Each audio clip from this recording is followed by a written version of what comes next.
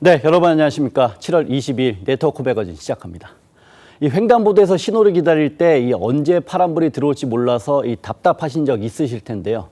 이 때문에 서울시를 포함한 여러 자치단체가 적색 잔여 시간 표시 신호등을 확대 설치하고 있습니다. 어떤 신호등인지 고승현 기자가 보도합니다. 점심시간 직장인들이 많이 모인 광화문 앞 횡단보도. 녹색 신호등 밑 숫자가 1까지 떨어지자 빨간불이 들어오고 빨간불 신호일 때도 밑에 빨간 숫자가 표시됩니다. 이 신호등은 빨간불 밑에 이렇게 신호가 바뀌기 위해 몇 초가 남았는지 표시됩니다. 서울시가 지난해 12월 시범 설치한 적색 잔여 시간 신호등입니다. 현재는 광화문 광장 3곳을 비롯해 시청 광장과 숭례문 등 총 8곳에 설치돼 있습니다. 시범 운영 기간 설문을 진행했더니 만족한다는 의견이 82%에 달했고 74%는 확대 설치가 필요하다고 답했습니다. 무단횡단이라는 게 좀 기다리다가 지쳐가지고 가는 경우가 많은데 남은 시간이 보이면 그 정도는 충분히 기다릴 수 있어서. 이에 서울시는 유동인구가 많은 홍대 입구역과 강남역 등 350곳에 올 연말까지 이 신호등을 확대 설치하기로 했습니다.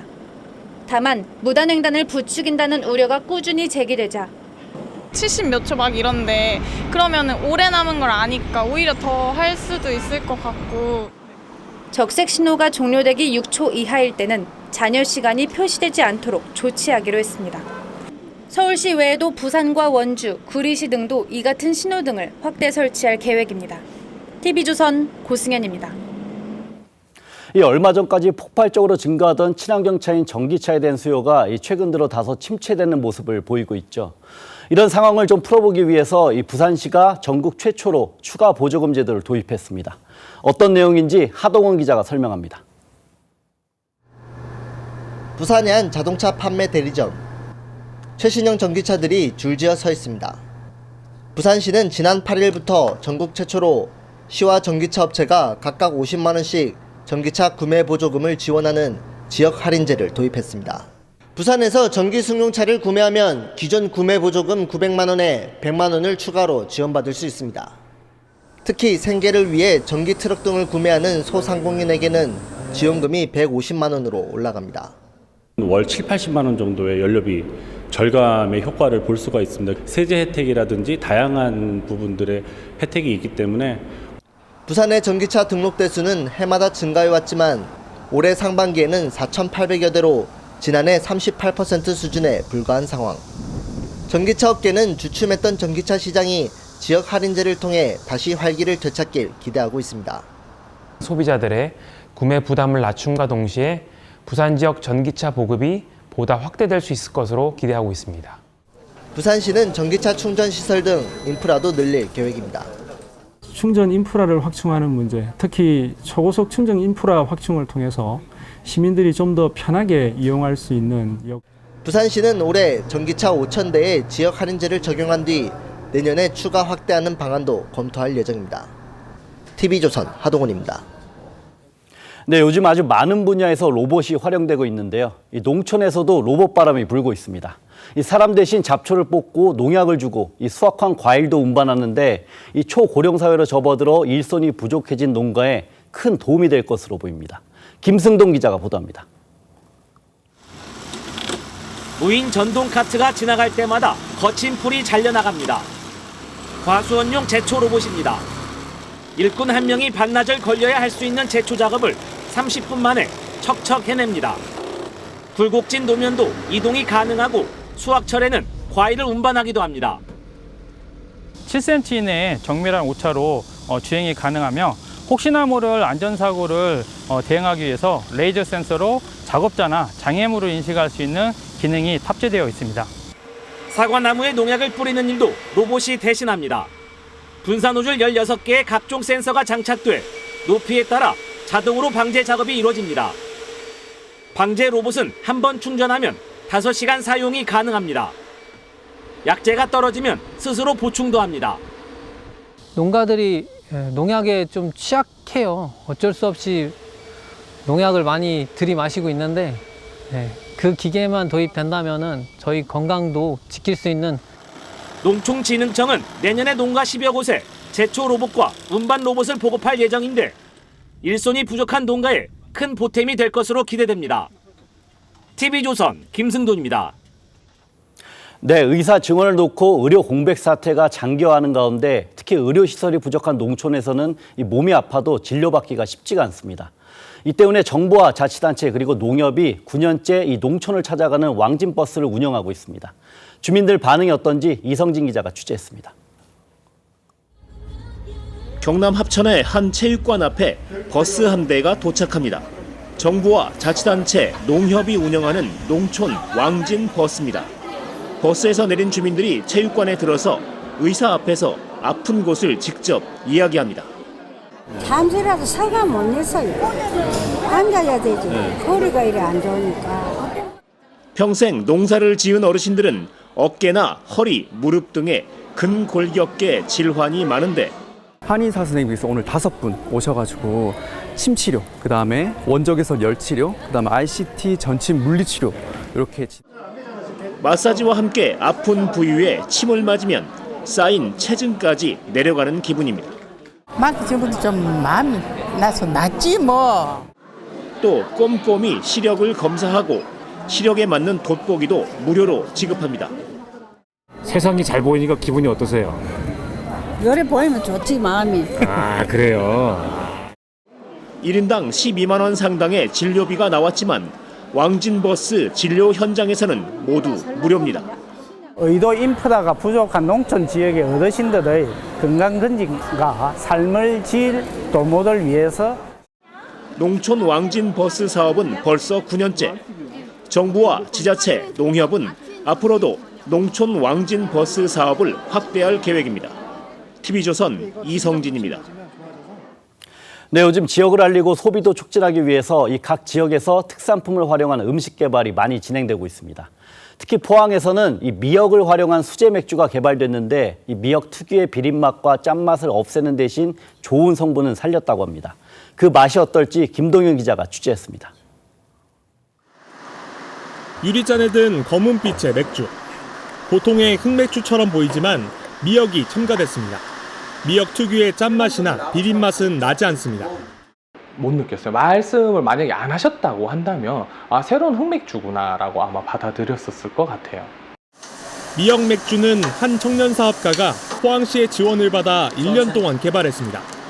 맥즙 제조 과정에 미역 가루를 섞는 방식으로 맥주의 맛과 미역 성분을 모두 살렸습니다.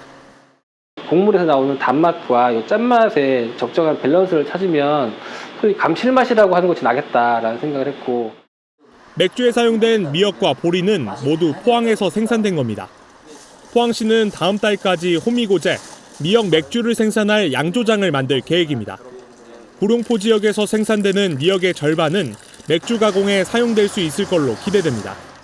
미역 맥주를 만들고 이제 육체 가공을 하다 보면 우리 어촌에 활력이 되고 관광객들이 또 이렇게 많이 와서 우리 지역에 또 활력이 더 생길 수 있는. 포항시는 다른 해초를 이용한 맥주와 밀키트 형태의 수제 맥주도 개발할 예정입니다. TV조선 김동영입니다. 네트워크 초대석 시간입니다. 이 완도군은 지난해 말 국내에서 처음으로 완도 해양치유센터를 개관하며 해양치유 전담 지역으로 거듭나고 있습니다. 또 해양 바이오산업 육성과 국립난대수목원 등 이 굵직한 사업도 추진하고 있는데요.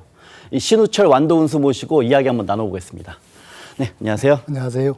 네, 방금 제가 소개해드렸는데 이제 완도 해양치유센터가 작년에 개관했는데 그러면서 이제 해양치유 산업에 좀 탄력을 받게 되는 것 같아요.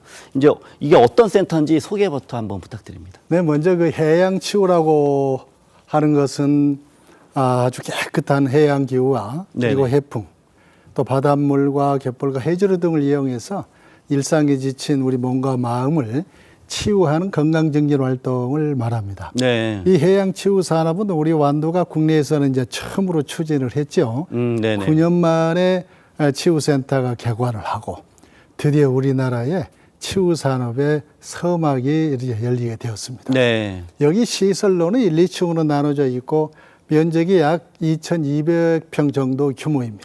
네. 아래층에는 달라소풀이라고 하는 대형 해수풀이 있는데요.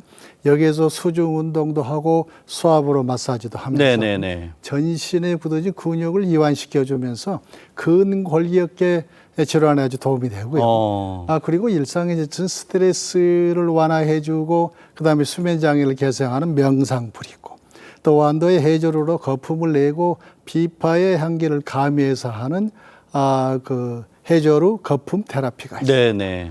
그리고 또 그 해수를 미세한 물방울을 이렇게 내뿜어서 그걸 흡입하게 해서 호흡기 질환에 도움이 되는 해수 미스트가 있고요. 네. 그리고 머드를 이렇게 발라주는 머드 테라피.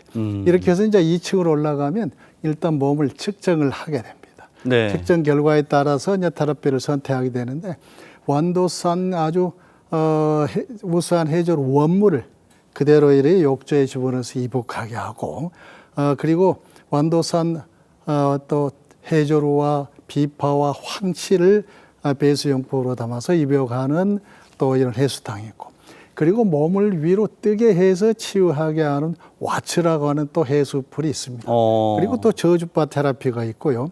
완도 바다 밑에는 맥반석이 깔려 있는데 맥반석을 열에 달고 와서 하는 스톤 테라피와 또 머드를 몸에 발라주고 랩핑하는 머드 랩핑 뿐만 아니라 또 얼굴에 다시마로 마사지를 하는 이와 같은 또 칼라 테라피가 있고 소리, 향기, 음악 등 이와 같은 다양한 테라피가 준비가 되어 있습니다. 말씀해 주신 거 보면 되게 많은 이제 시설들이 있는데 벌써 이제 개관하고 나서 3만 명이 다녀갔다고 그래요. 뭐 이제 이 만족도가 어떤지 한번 설명해 주세요. 개관 이후에 무려 3만 2천 명 이상이 다녀갔죠. 네. 그런데 만족도 조사를 실시해 봤더니 90% 이상이 매우 만족해하고 있고 특히나 96% 정도가 다시 찾아오겠다.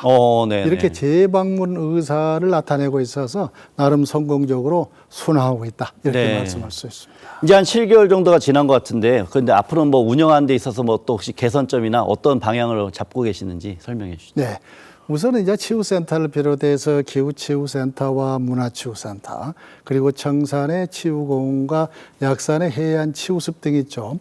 이와 같은 공공시설의 이제 관리와 또 운영을 효율적으로 잘 해야 되겠죠. 네네. 그러면서도 완도는 완전히 이제 치유섬으로 조성을 하기 때문에 국립란대수목원은 산림치유로 그리고 또 오염되지 않는 토양은 이거 농업치유의 대상으로 그리고 이제 각 섬마다 아주 천연 그런 자원들이 있기 때문에 이런 이제 테마가 있는 섬으로 이렇게 조성해 나갈 겁니다. 특히나 청산도 같으면 기가 제일 센 곳이니까 기치유 장소. 보길도 같은 경우는 윤선도 유적지가 있으니까 문학치유와 더불어서 또 해작도를 예술의 섬으로 조성하고 있으니까 예술치유와 같이 테마별로 이렇게 완도군 전체를 치유의 섬으로 조성해 나갈 것입니다.